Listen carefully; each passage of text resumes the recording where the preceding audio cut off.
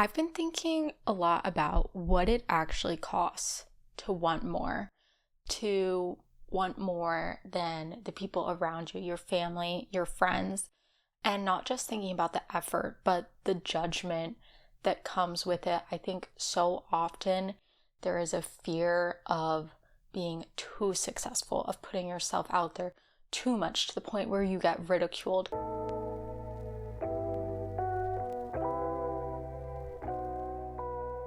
So that's what we're talking all about today, specifically related to women and ambition and aspiration. And it all starts with this relationship between women and ambition. It really goes back to what we're taught as children.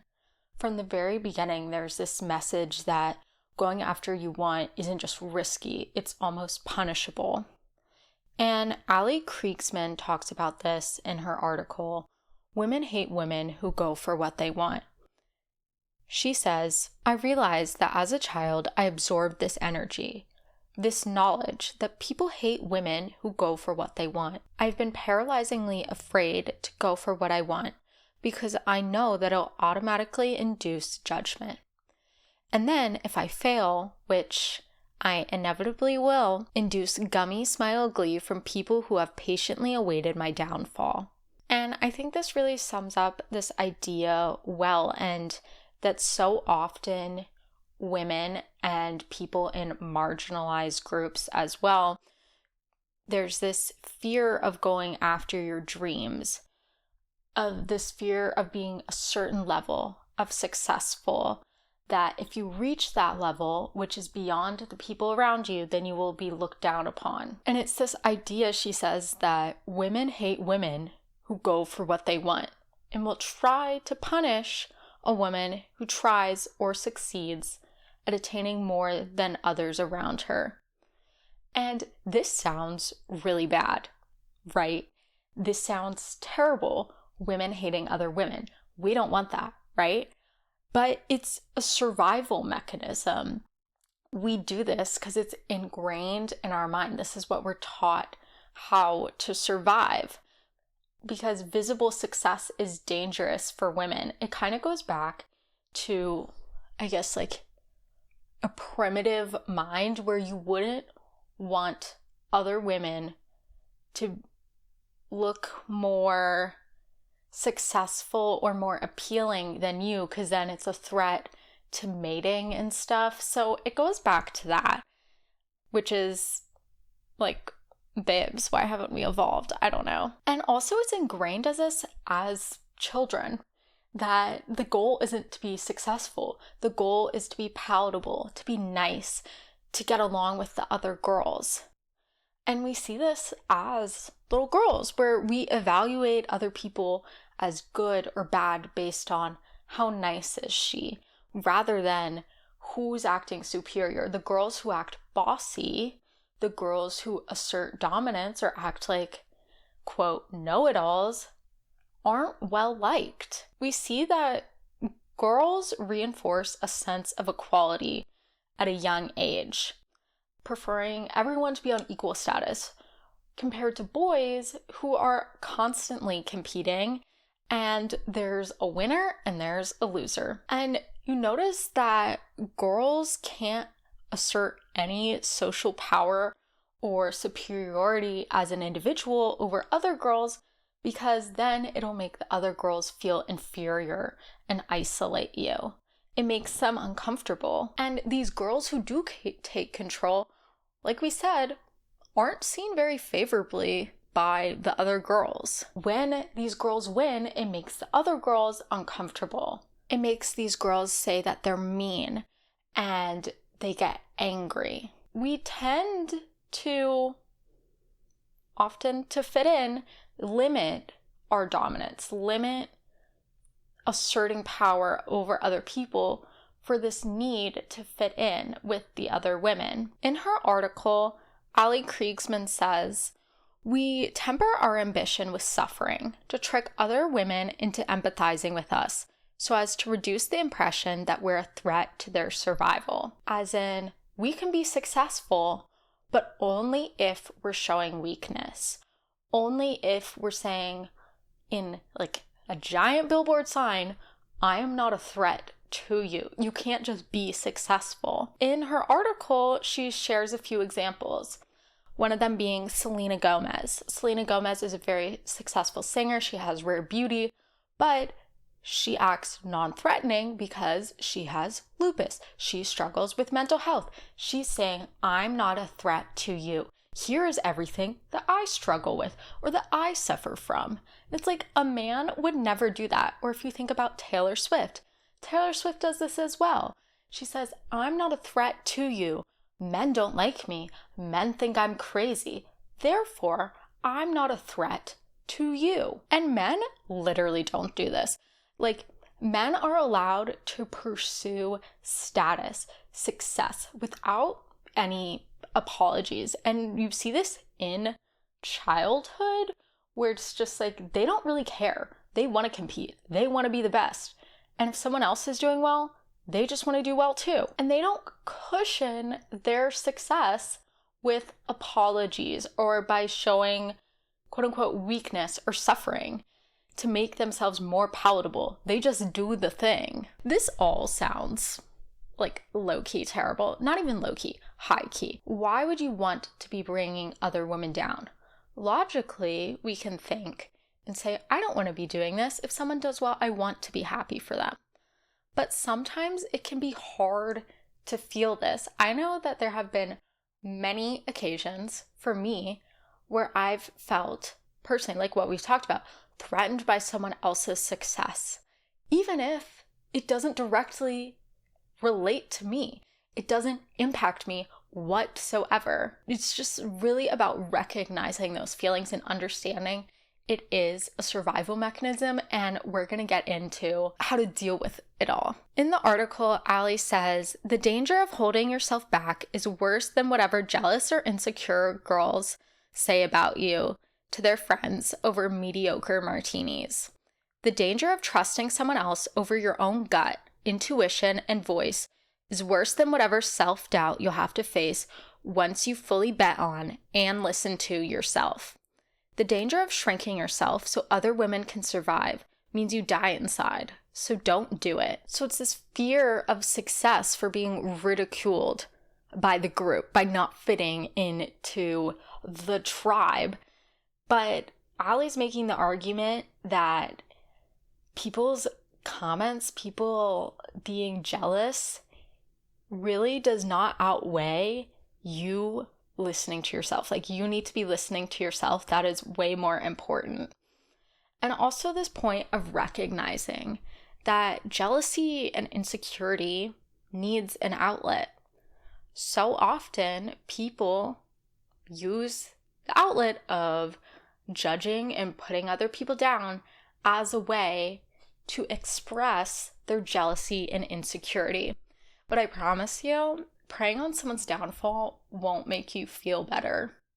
If anything, it'll make you feel worse, and it just keeps putting you in the cycle of, I'm not good enough, or that constant comparison of saying, they're so far ahead, how come they get this and I don't when I've worked so hard and they haven't worked as hard? It's just never gonna make you feel better.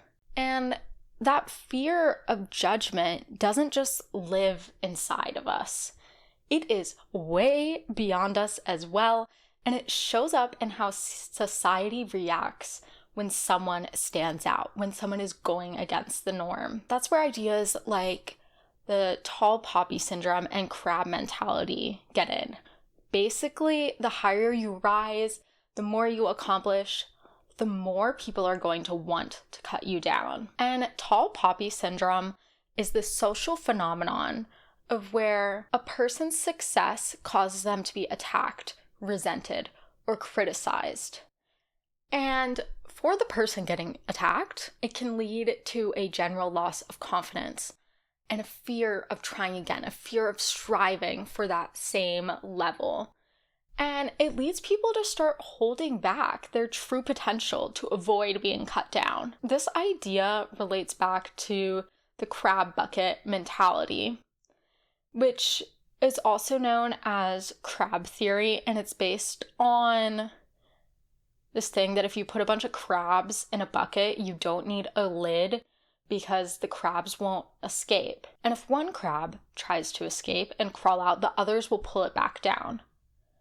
Though logically, the crabs could all escape if they worked together. This idea transfers over to the mindset of that people who try to prevent others from gaining a favorable position, even if it wouldn't directly impact them. It's basically this idea that if I can't have it, neither can you. You're not letting someone else escape the bucket because you can't escape the bucket. And members of a group will attempt to reduce the self-confidence of anyone who achieves success beyond them. And this is due to many things, often envy, jealousy, resentment, spite, conspiracy, or competitive feelings. And I think it all goes back to the idea that people feel like life is a zero-sum game, meaning that one person's success means it diminishes your success. Their success is taking away from yours. Therefore, this creates incentives to cut other people down, to quote unquote raise yourself up. But the thing is, even though our brain tells us this, life is not a zero-sum game, okay? And there is not a limited amount of success in the world. It's kind of like the idea, it reminds me of the quote, the universe isn't on a budget, so ask for more. The universe isn't on a budget of X amount of people get to be this level of successful and these people don't, and this is the quota we have to meet. No, like there isn't a limited amount. And this term zero-sum game comes from game theory, but it's also used as a psychological construct, as we've talked about. And it is literally subjective to a person's interpretation of the situation. Okay, like it is not actually a thing. It is in your brain. It is made up. And people tend to judge situations as zero-sum, even when it's not.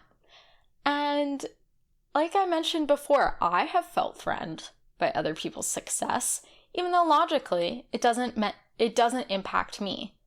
So this is where I've fallen for the idea that life is a zero-sum game. But it's not. It's not just about individuals cutting each other down and feeling threatened by each other. Culturally, we've built this whole machine of aspiration where it feels like no matter what you have or achieve, it is never enough. There's always someone who is doing better. And this gets perpetuated online when we see all this content of celebrities or influencers living their quote dream life, being super aesthetic, and it's just constantly showing you this is what you could have, but you don't. Instead, you're stuck where you are. And Ali Kriegsman also wrote an article about this called "The Modern Girl is Crippled by Aspiration." I'm one of them. She talks about this rise of aesthetic and aspirational content. We're seeing people's morning routines. They're waking up, they have a giant window in the room. They have an extensive skincare routine. They have time to sit and drink tea, to journal. They're not rushing out of the house, running to a 9-to-5. They have a relaxed, lovely life. Or we're seeing people that have made so much money off of content creation that they get to buy a house in the Hamptons. They're getting this new car. Look what I have. Look what you don't. That is essentially the idea. And there's this focus on curation, on optimization, minimization, decluttering, to get this perfect aesthetic, to reach the aspiration that we're seeing. And this constant feeling of aspiration can literally be so crippling in a way that when you're constantly bombarded with content that shows you what you don't have, what you could have, what other people have, yeah, jealousy is going to build up. Resentment is going to build up. Obviously, that makes sense. And it makes it harder for you to feel grateful for the present, for what you have right now. And this leads us to constantly strive for the next best thing. We're not focusing on what we have right now. We're striving for the next thing. How can I make more money? How can I buy this product? How can I move to this city? And you're just focusing on the next thing instead of being like, oh, I might not have everything that I want in life right now. But if you think about 2 years ago, think about what you wished for, and you might not be everything you wanted to be 2 years ago, but here you are, and look at how far that you've come, and really recentering and focusing on gratitude. And in the article, Ali suggests doing this by doing what she calls a gratitude binge. I don't know if I like the phrasing of this, but the general idea is good. The name, not a fan.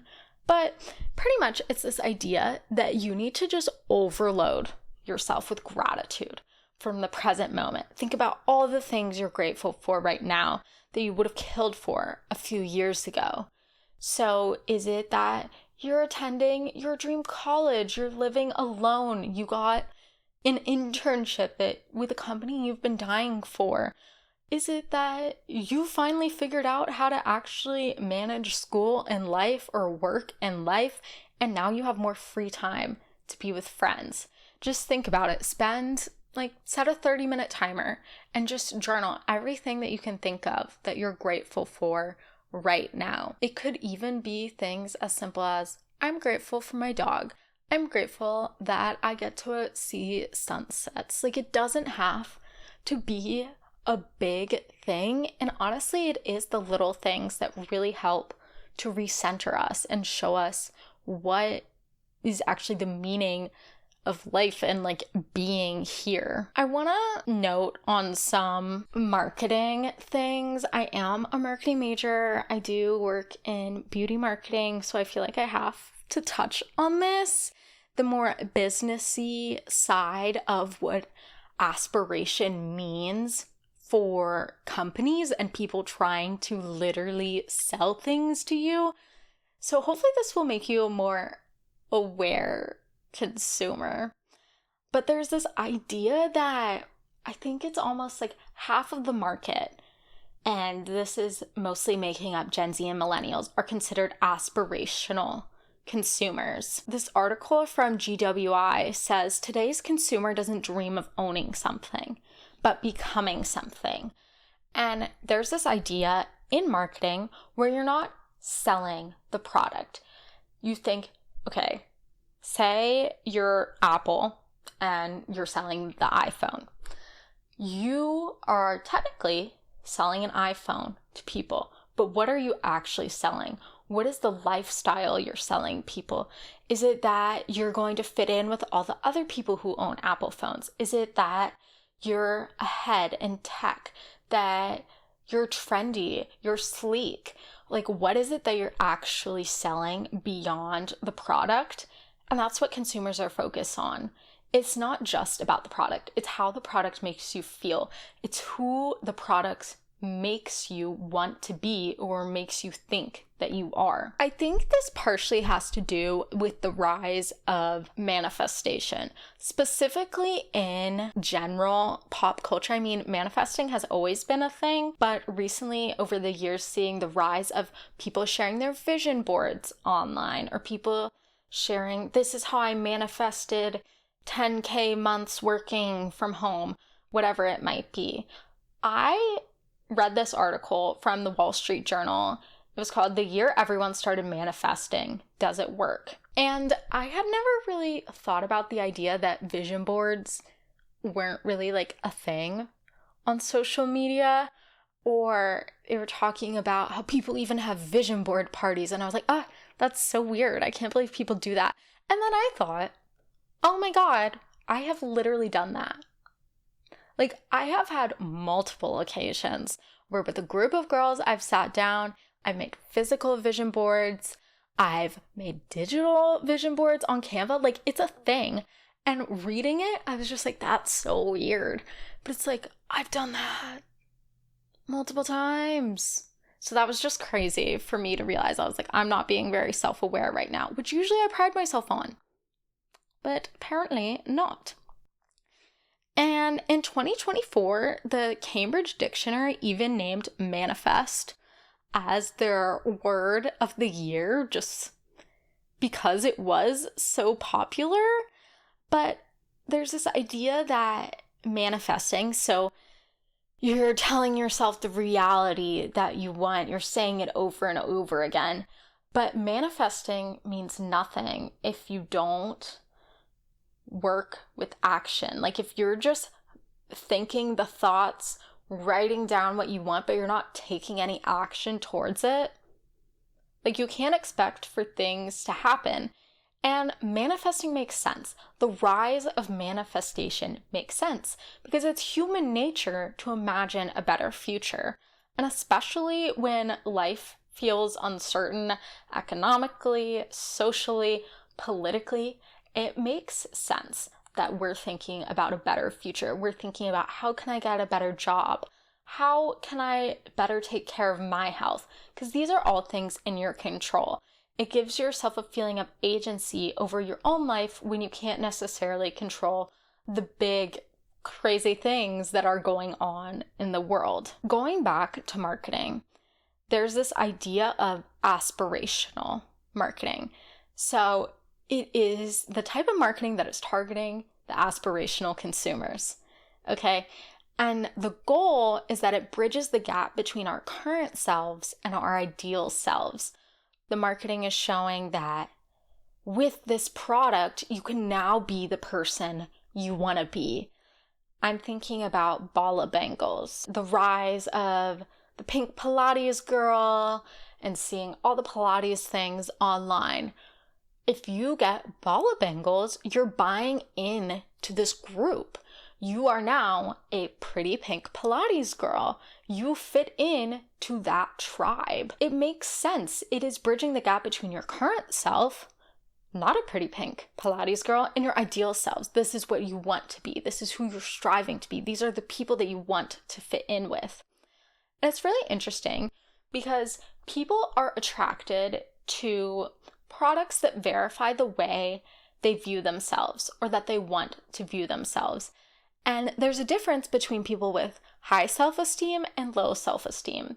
People with high self-esteem tend to be attracted to more stylish branding. I guess you could say to things that would be more like optimized life, like look what you could have. And low self-esteem people are going to be more attracted to brands that are marketing a more pessimistic self-view. So maybe brands that have like self-deprecating humor.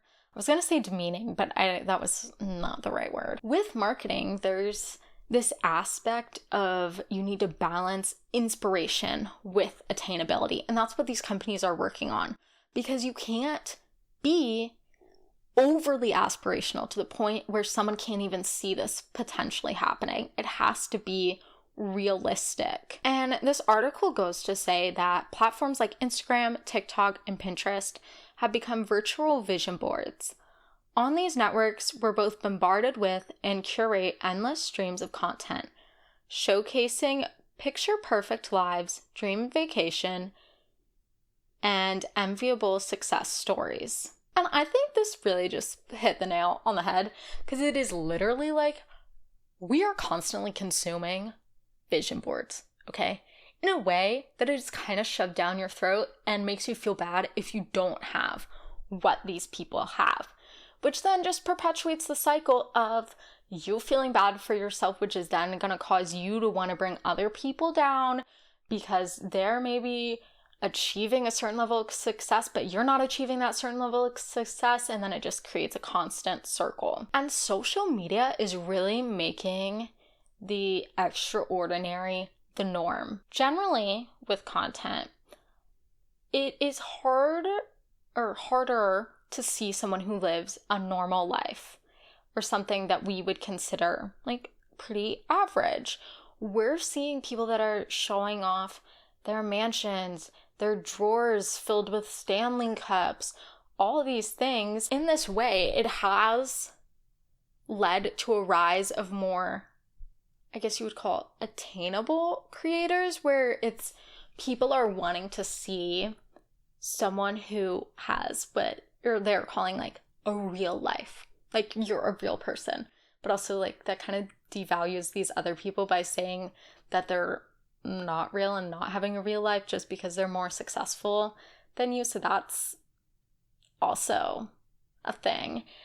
But that's for another time. This article also says there's a growing concern that the gap between the curated lives we see online and our lived realities is becoming too wide, encouraging people to feel perpetually dissatisfied. And again, it just leads to that constant cycle of you're insecure, you're jealous, you're feeling compared to all these other people, and you have these feelings of not enoughness. Okay, the next person you see that's succeeding, you don't want them to do well. You want to bring them back down on your level, so it makes you feel better for being where you're at. If ambition is punished and aspiration is endless online, we can't get away from it, where does that leave us? For me, it comes back to something simpler, and that's tuning out the noise and learning to want for yourself. Like, what do you actually want? Not what do your parents want, what do your friends want, what does overall society tell you you're supposed to want, but what do you want? And there are some practices and reminders that have really helped me with that. So we're going to go through those. The first thing is to really audit what gives you energy and what takes away from it. What makes you feel filled with joy, you feel excited, you feel motivated, and what's taking away from it? I feel like creative projects give me energy. Going outside gives me energy. Some things that drain me as an introvert, that could be excessive socializing time, especially when it's in a giant group. Like, that is something that drains my energy. That is something that I don't like. So noticing what impacts your energy and really, like, write it down, journal about it, really reflect on that. I also think another thing that is helpful is to stop being so overly focused on your life purpose. And I am saying this as someone who feels overly obsessed with, what's my life purpose? What am I supposed to be doing for my entire life? Why haven't I figured that out? Everyone else seems to have figured it out, but no, okay? Instead of doing that, we're going to do something that's actually more productive and will actually make you feel like you're doing something and potentially get you closer to that elusive life purpose. And that's to romanticize your curiosity. Act like a kid again. Go down curiosity rabbit holes and follow those random micro obsessions that maybe other people tell you are silly, but you want to get into. Do you want to learn more about botany? Do you want to learn how to crochet? Do you want to start a podcast? Do you want to learn about feminism? Like, what is it? And go down that rabbit hole and learn more. Something that I think has really been good for my self-care and general well-being is setting aside time each week just to read essays on Substack. I am a big reader. I love reading, and I'm someone who I just want to learn more, okay? But most of the books I read are like fun books. I like to compare them to if you were watching trashy reality TV. Those are the kind of books that I like. But I'm trying to expand. I want to grow. And I want to learn from other people and their unique perspectives. So that's why I've been trying to read essays on Substack. And as you can see, a lot of these essays I'm referencing in my episodes. I'm using them. They're generating thoughts. They're putting me down curiosity rabbit holes. I mean, this episode wasn't even an idea until I read that first article about women hating other women for being successful. I had read about this and I had this feeling, but it wasn't something that I felt like that I was focused on or that my thoughts were organized around. And just reading that article put me down a curiosity rabbit hole, which led me to making this episode. So follow those little micro obsessions. Try out a new interest. In the last episode, I talked about how I randomly got interested in aerial silks, and I did that for a year, my freshman year of high school. So fun. Am I doing it now? No, but now I have that experience and I know what it's like. I also think it's super important to really engage with your thoughts. I've been reading a lot of books recently that have been talking about the idea of yourself, like the me versus the random thoughts that aren't you that happen in the area of your brain called the default mode network, I think. And really being aware of your thoughts of what am I saying versus what is this default mode network saying? And usually the default mode network is turned on when you're brushing your teeth or doing something that doesn't really require that many thoughts. And you go down the spiral of, oh, I'm brushing my teeth. Did I floss last night? Wow, I need to be better at flossing. The dentist told me that I need to floss. Oh, I bet so-and-so flosses. Oh, people probably like them more because they floss and they have good teeth. I wish I had good teeth. I wish I looked like her.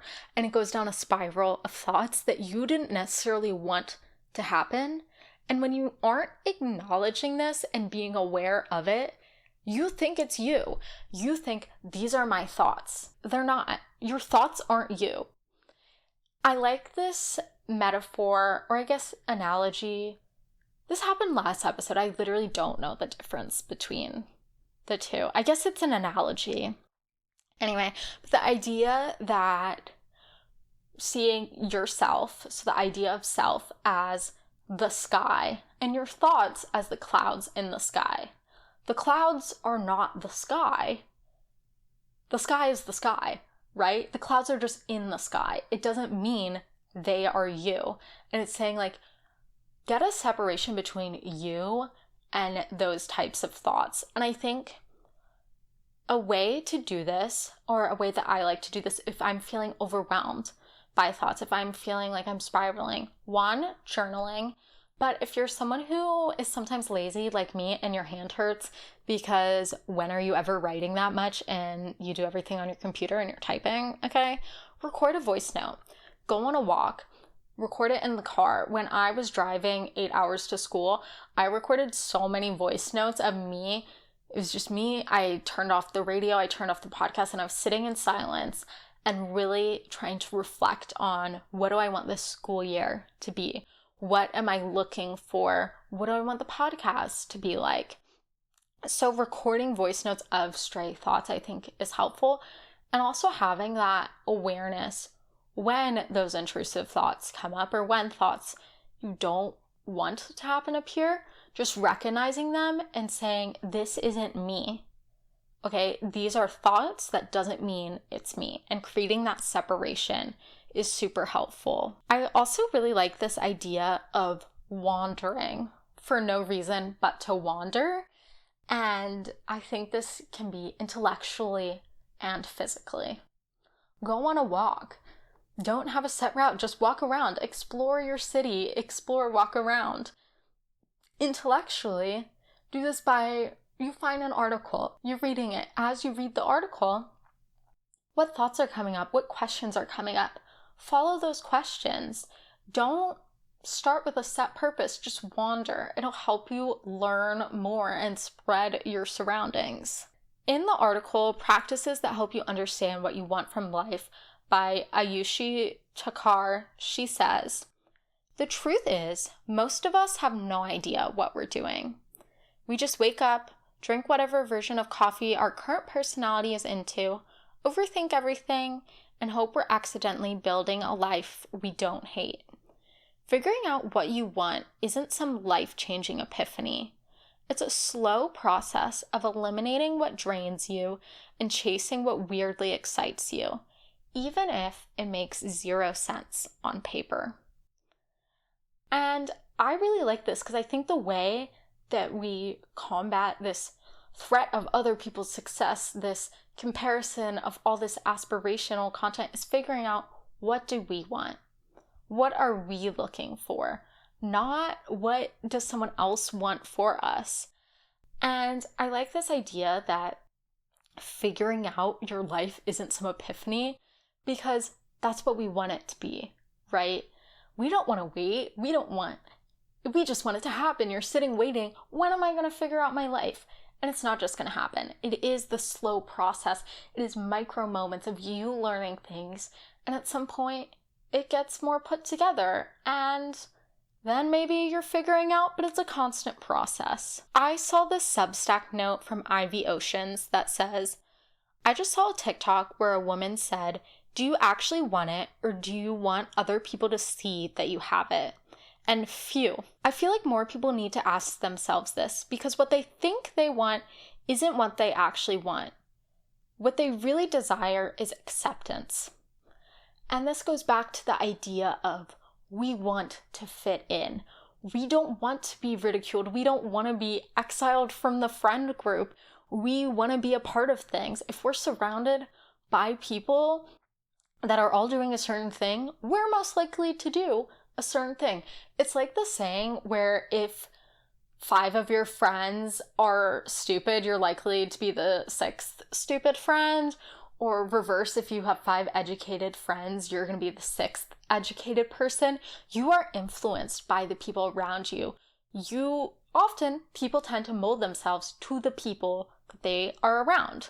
This makes sense. We want to fit in. We want to feel safe. In another note, it's from Paths of Stoicism. They say, spend time getting to know yourself. Because if you don't, you'll end up absorbing everyone else's random and conflicting ideas about you. Knowing who you are on a very deep and intimate level is the best way to protect yourself from internalizing disempowering opinions of others. I honestly think this is the solution, if there is a solution, but the best way to go about dealing with ambition and aspiration. It's knowing yourself. It's having such a strong conviction of, this is me, this is who I am, this is what I'm going to do, so that your sense of self can't be shaken by other people's opinions. When other people tell you, that's weird, why are you posting so much content on social media? That's so embarrassing, you're trying to be an influencer. It's like, okay, at least I'm trying to do something. What are you doing with your life? So know yourself. Stop wasting time focusing on what other people think about you. And this is so easy to say, so hard to do in practice. I honestly think it might be close to impossible to stop thinking about what other people think about you. But what is possible is to not let that stop you. That's what being brave is. That's what having courage is. You're afraid of what other people are going to say about you. Okay, everyone is too. But what are you going to do about it? Are you going to let that hold you back? Or are you going to take the next step forward and do it scared? At the end of the day, ambition doesn't have to mean shrinking yourself so other people feel comfortable. And aspiration doesn't have to mean living in a constant state of dissatisfaction. It can look like defining success on your own terms and protecting your voice in a world that wants to shape it for you. So let me know what your thoughts are on this whole idea of ambition and aspiration. And I'll see you next week. Bye!